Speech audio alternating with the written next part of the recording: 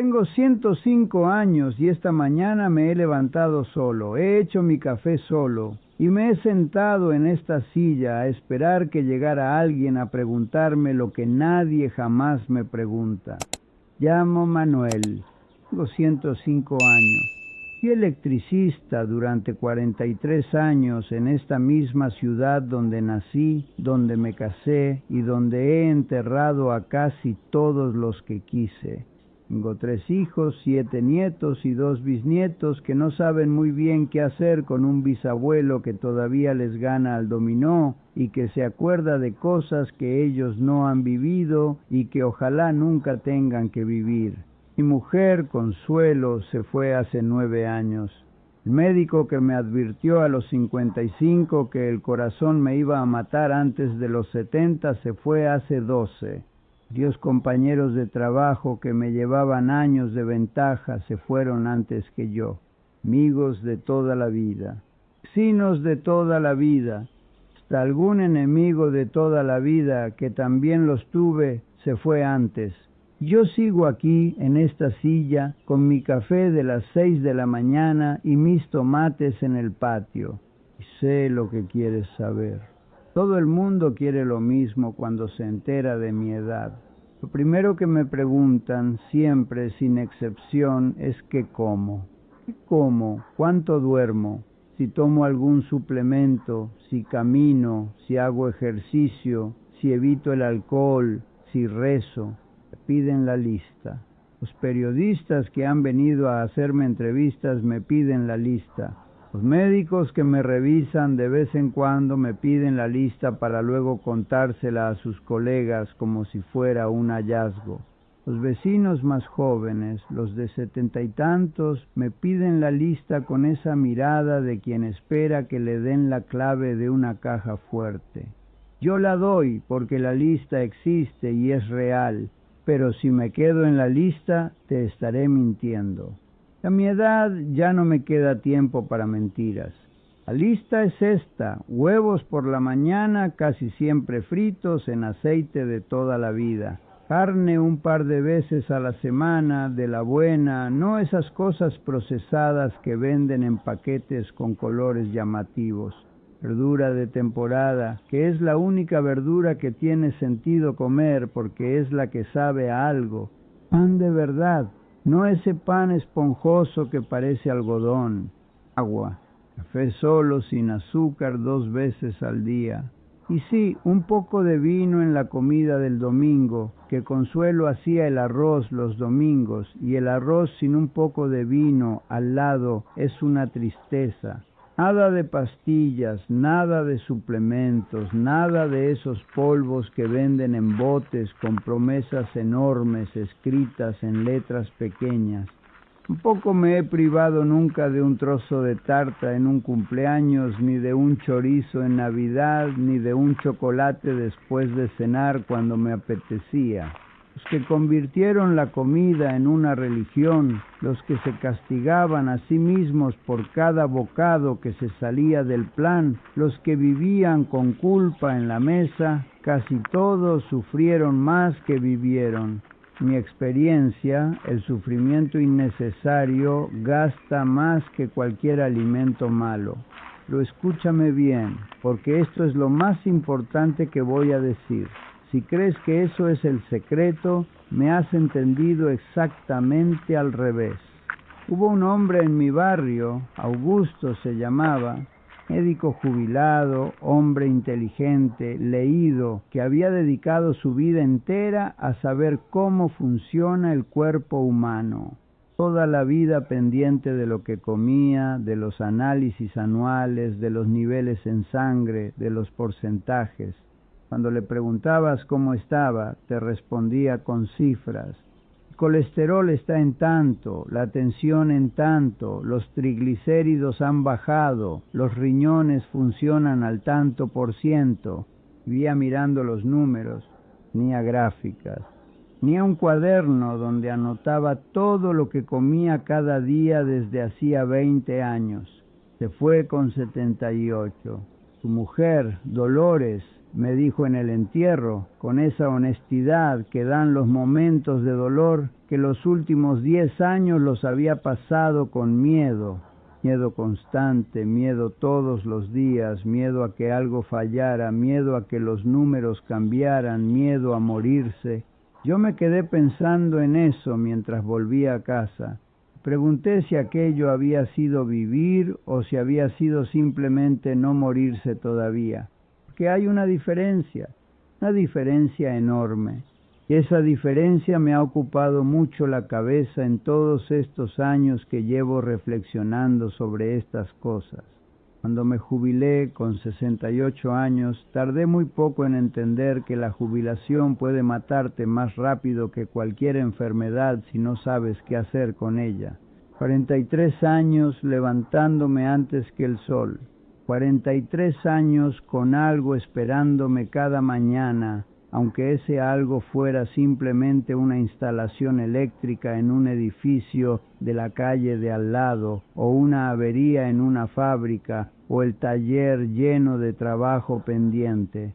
43 años en los que el día tenía forma desde el principio, y de repente, nada. Me habían dado un reloj de oro en la cena de despedida, me habían aplaudido los compañeros, me habían dicho que ahora podía descansar, que me lo había ganado, que era mi momento. Yo me senté a descansar. Casi me muero de ello, no de ninguna enfermedad. Vacío. Fue Consuelo la que me lo dijo, porque Consuelo era así, directa como una línea recta, sin adornos ni rodeos. Me lo dijo una mañana de invierno, sin levantar la voz, mientras yo estaba sentado en esta misma silla mirando la pared. Me dijo: Manuel, llevas 3 meses en esa silla y ya te pareces a un mueble. Sal a hacer algo, hombre, que todavía estás vivo. Sí, exactamente así.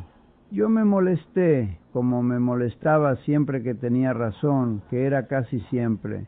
Pero tenía razón. El cuerpo lo nota cuando ya no tiene ningún lugar a donde ir. No sé explicarlo con términos médicos porque no soy médico, pero lo he visto demasiadas veces como para ignorarlo.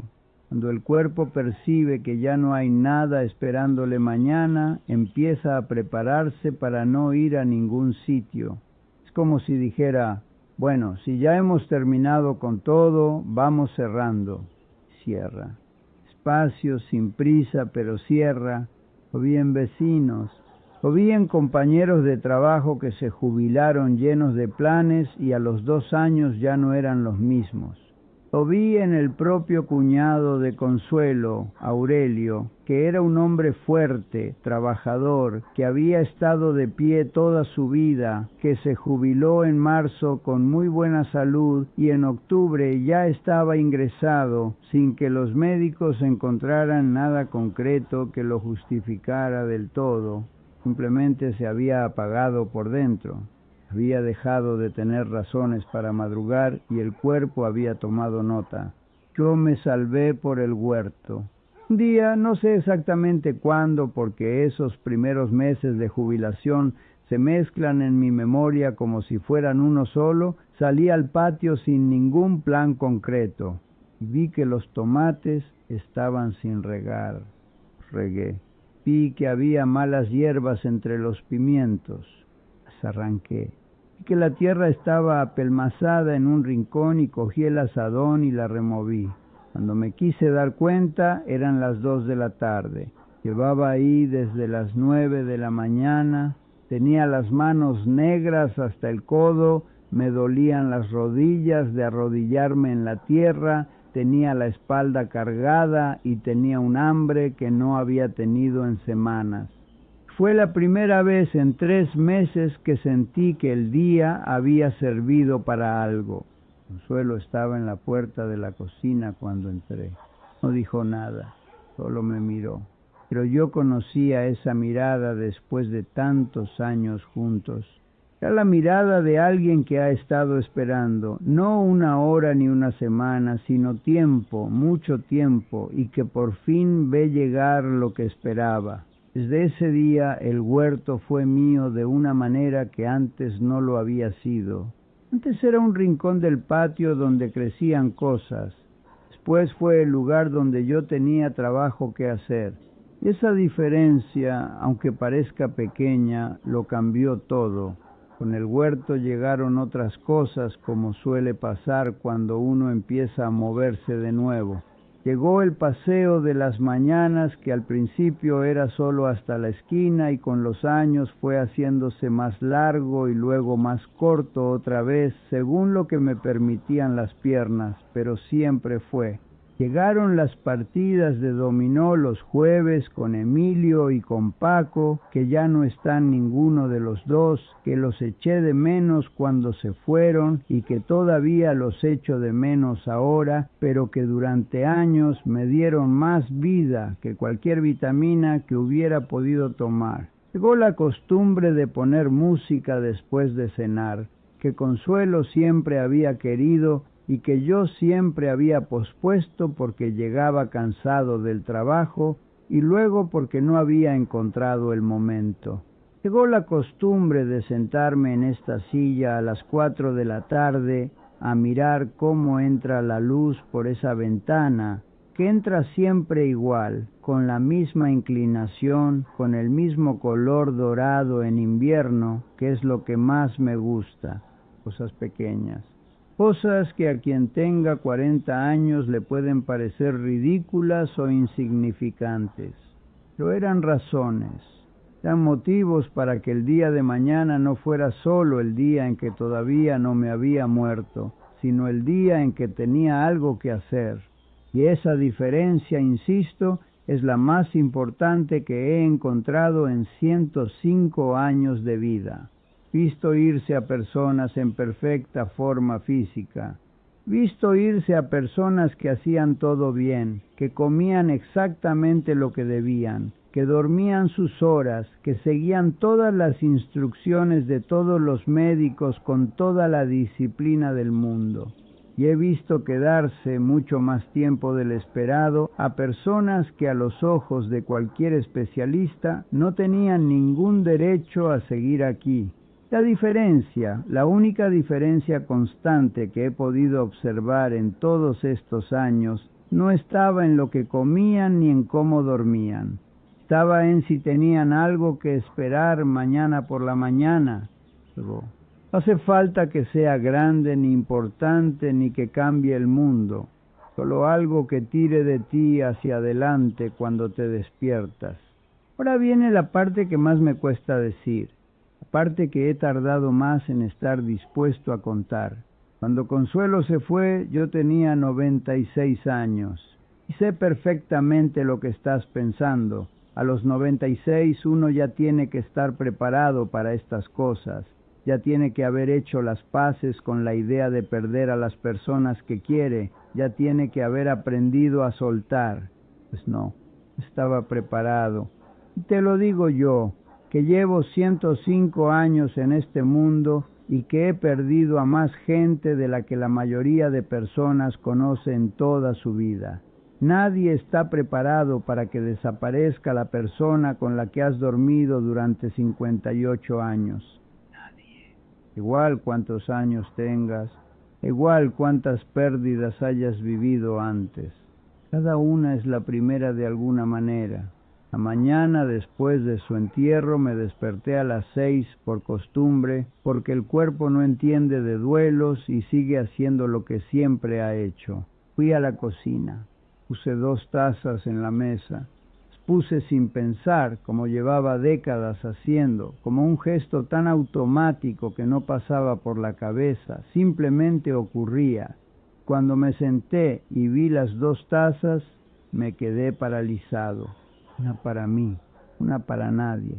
Estuve sentado ahí un tiempo que no supe medir. La luz fue cambiando en la cocina, que es lo que hace la luz por las mañanas, y yo seguía ahí mirando esa taza que se estaba quedando fría y que nadie iba a vaciar.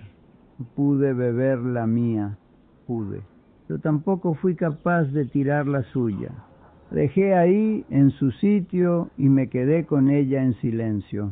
No sé cuánto tiempo pasó. Sé que cuando volví a ser consciente del mundo, la cocina tenía otra luz y la taza que había puesto para ella estaba completamente fría y yo seguía respirando. Y la mañana no había esperado. Las horas habían seguido moviéndose sin pedirme permiso, como siempre hacen, como siempre han hecho.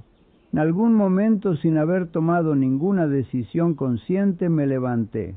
No porque tuviera ganas, ni porque me hubiera venido algún pensamiento reconfortante, ni porque hubiera encontrado ningún sentido a nada. Levanté porque los tomates seguían sin regar, y eso era algo concreto que podía hacer.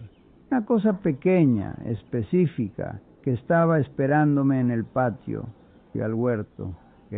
Arranqué un par de hierbas que no habían hecho nada malo, pero que estaban ahí y había que arrancarlas. Volví a la cocina. Llamé a mi hijo Rodrigo, que vive en Valencia, no porque tuviera nada importante que decirle, sino porque necesitaba escuchar la voz de alguien que me conocía. Le dije gran cosa. Pregunté por los niños. Él me preguntó cómo había dormido. Le dije bien, aunque no era verdad. Hablamos 20 minutos de nada que importara especialmente. En esos 20 minutos de conversación sin importancia, encontré un motivo suficiente para llegar al día siguiente. Solo eso. No hace falta más que eso la mayoría de los días. Un motivo suficiente para llegar al siguiente. No tienes que encontrar el sentido de tu vida completa. Solo tienes que encontrar una razón para mañana. Pasé los meses siguientes aprendiendo a vivir en una casa que de repente tenía demasiado silencio. No voy a decir que fue fácil porque sería mentira, y ya he dicho que no me queda tiempo para mentiras. Fue muy difícil. Y días, todavía ahora, 9 años después, en que la echo de menos con una intensidad que no esperaba seguir sintiendo. Momentos en que pongo música después de cenar, como hacíamos juntos, y el silencio en el que ella no está es más ruidoso que cualquier canción. Mañanas en que todavía sin querer pongo 2 tazas. Pero cada día encontré algo. Algunos días era el huerto, otros días era una llamada a los nietos.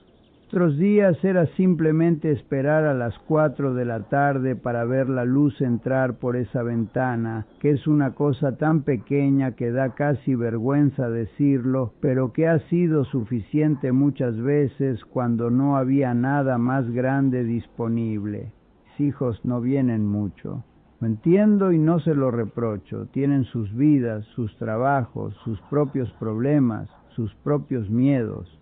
Pero hace unos meses, después de que Rodrigo me dijera en una llamada que tenía muchas ganas de venir, pero que el trabajo estaba imposible y que en cuanto se calmara un poco vendría seguro, le dije lo que tenía que decirle.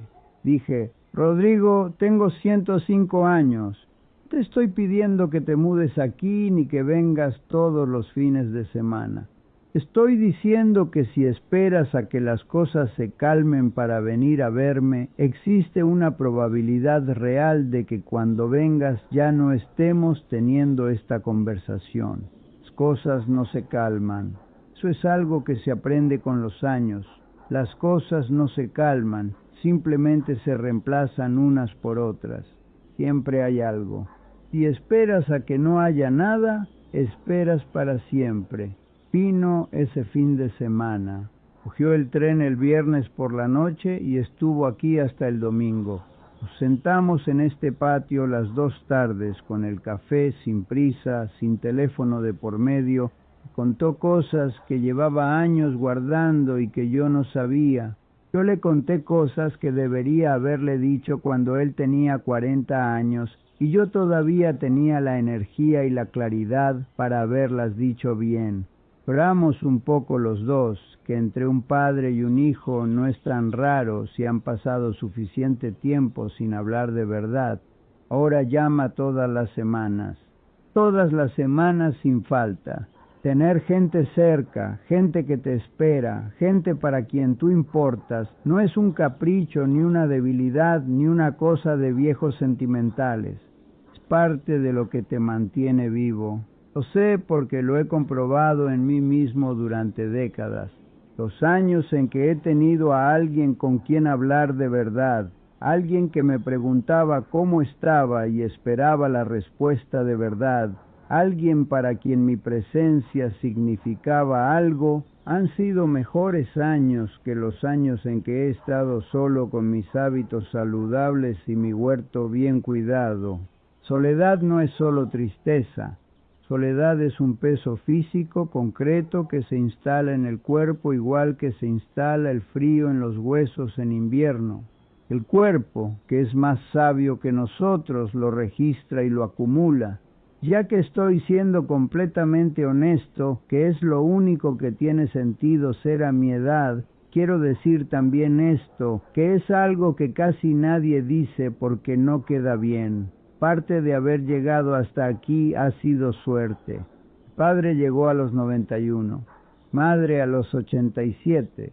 El cuerpo con el que nací tenía una resistencia que yo no me he ganado, que me la dejaron ellos sin saber que me la dejaban.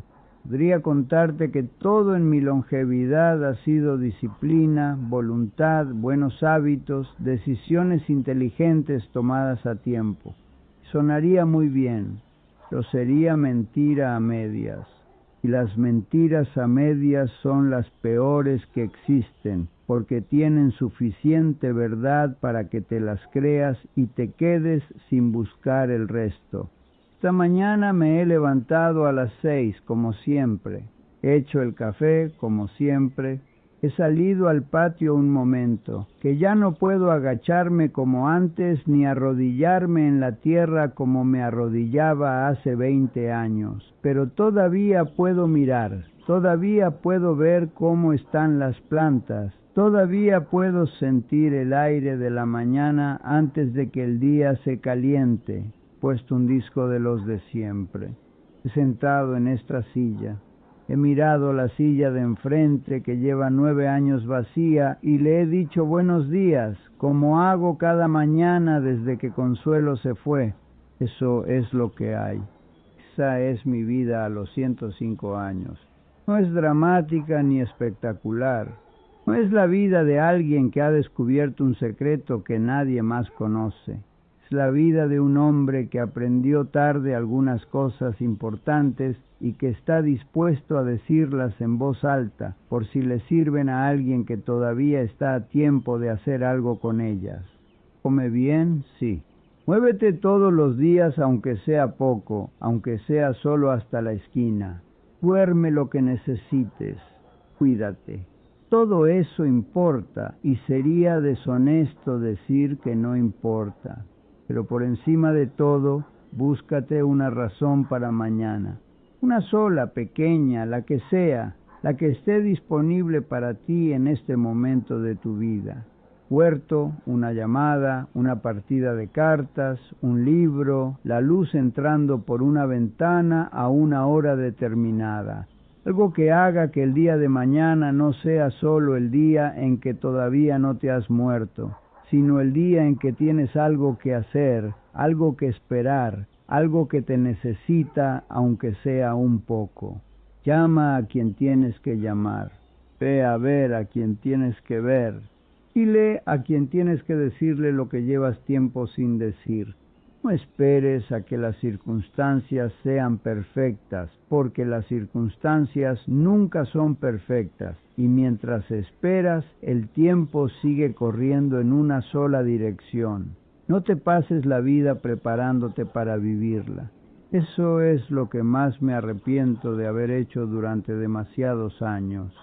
Esperar a tener más tiempo, más dinero, más calma, más claridad. Esperar a que los hijos crecieran, a que el trabajo aflojara, a que llegara el momento adecuado. El momento adecuado no llega solo. Es tú quien decide que este momento, este que tienes ahora mismo, es suficientemente bueno para estar dentro de él del todo. Yo llevo 105 años dentro de mi vida.